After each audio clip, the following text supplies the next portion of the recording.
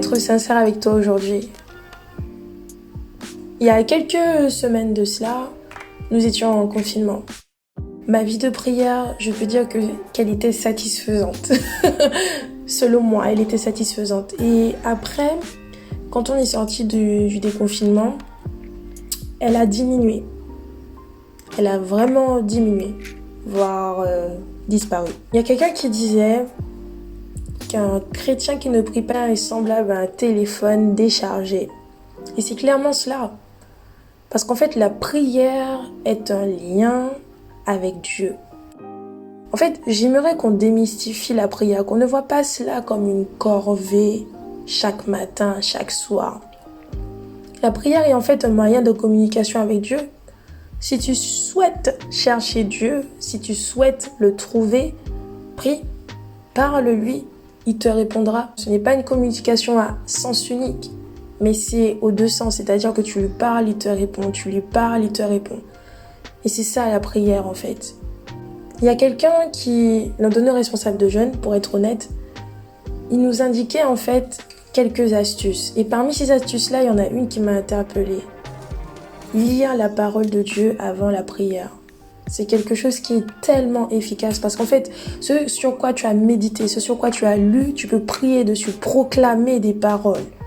Et ça, c'est tellement important. En fait, je pense qu'il y a tellement de types de prières que tu peux les utiliser. Chaque jour, tu peux faire une prière différente. En fait, fais en sorte que tes temps de prière soient différents.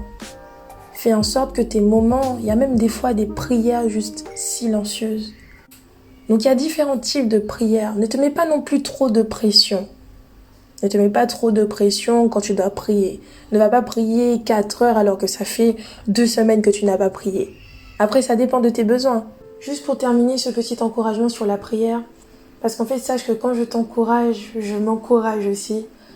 Une chose que j'ai compris, c'est que quand ça va, je pense que c'est le moment où on doit beaucoup plus prier. Et c'est le moment où on a tendance justement à prier moins.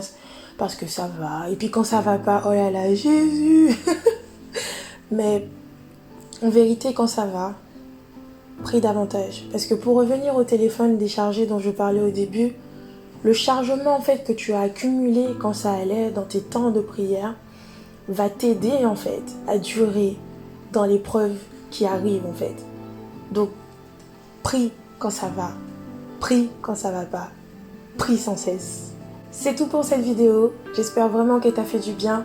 Si tu sais qu'il y a quelqu'un autour de toi aussi dont sa vie de prière a diminué, n'hésite pas à lui partager parce que je suis sûre que c'est quelque chose qu'on a besoin de comprendre que la prière c'est simple en fait. Et c'est simple et puissant. Donc voilà, en tout cas, sois béni, bénis les autres, aime les autres. Bye!